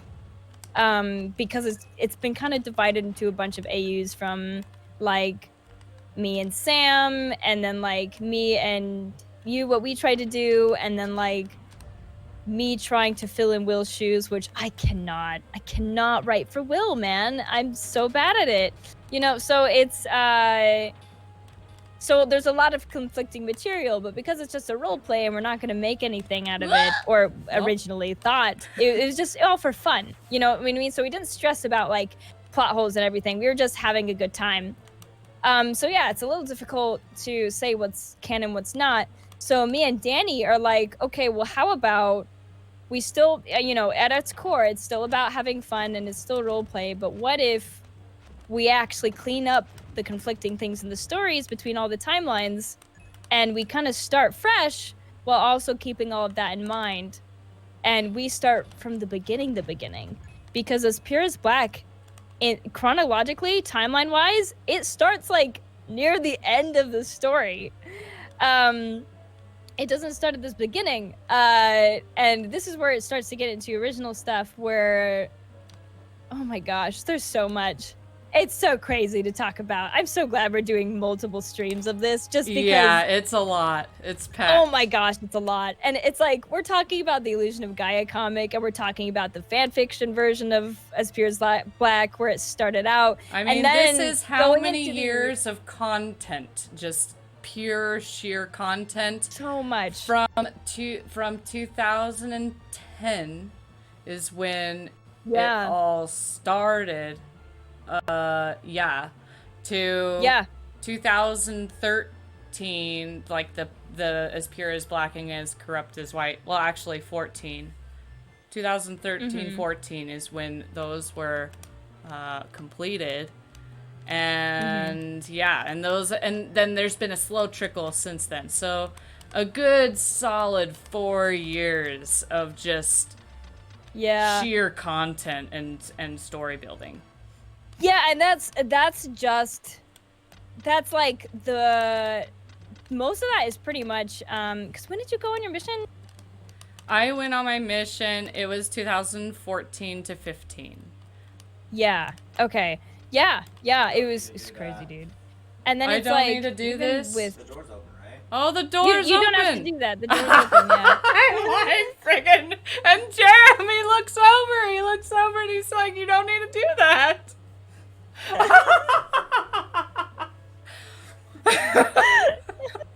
He's dying. He's laughing and snorting. Not snorting, but he can't breathe. Oh, neither can I. Fantastic. But yeah, it's like going from 2010 to 2014. Pierce my face. Yeah. Get ready. Get ready. Oh, yep. Oh, well, it didn't even matter.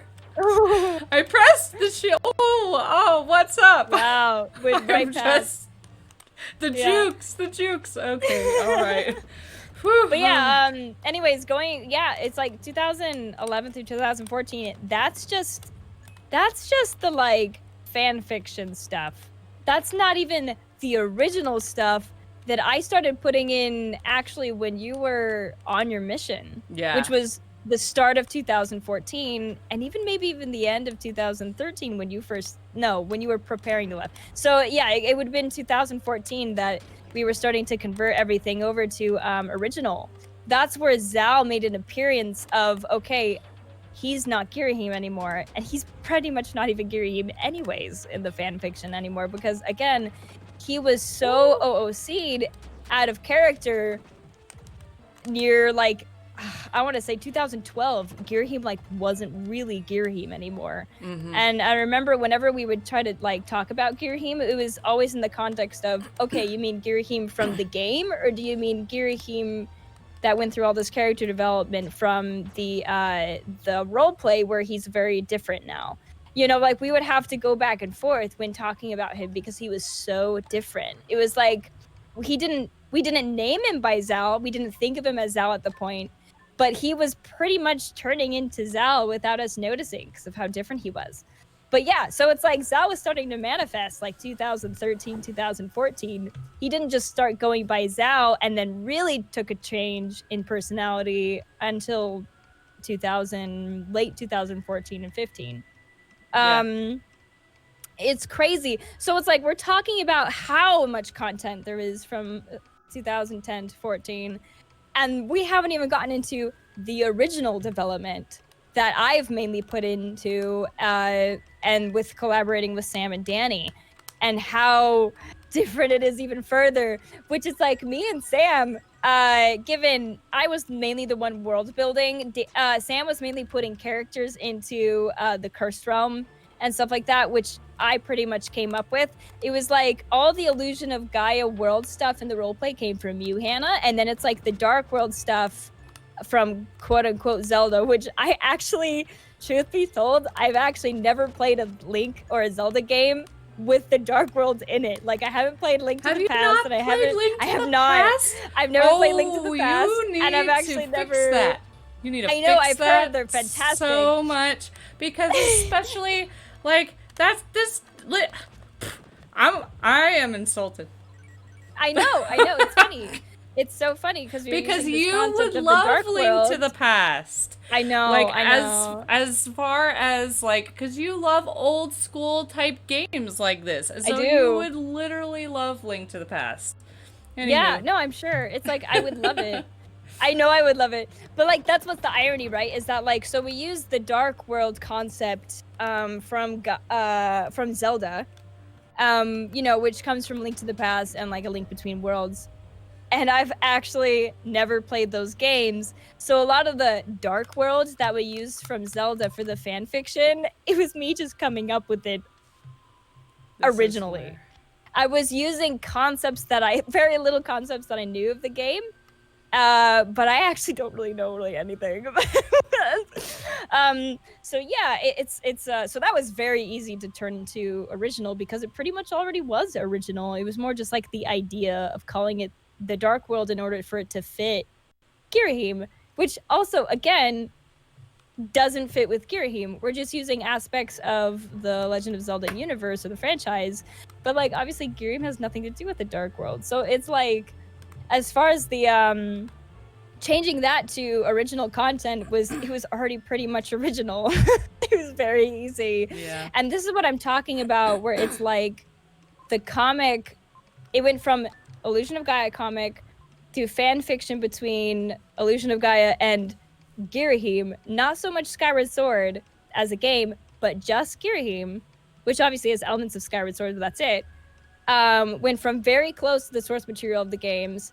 And then this is what I'm talking about, where the more we progress and roleplay over the years, it becomes less and less like the games. It deviates so far from the source material of Illusion of Gaia and anything regarding Zelda that it's like not even the games anymore. And so, yeah, that's when this would have been 2013, 2014.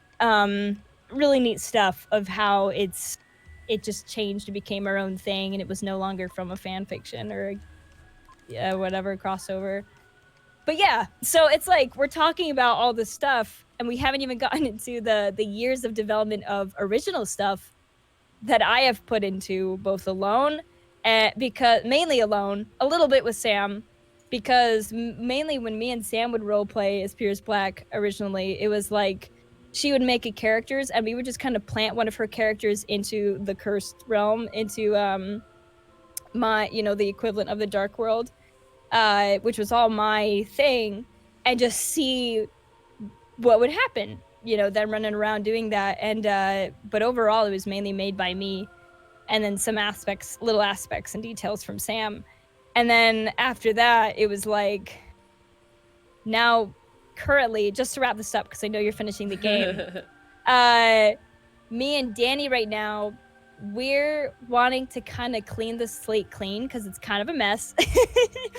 There's a lot of content. Basically doing the Star Wars thing of like, yeah, all the Star Wars lore, it's all garbage now. We're going to rewrite everything. And I think also as a more developed writer, being an adult and everything, and then also having a very experienced writer that also knows the original Piers Black back when it was strictly fan fiction stuff, like what Hannah was saying, reading the books and being a fan of it.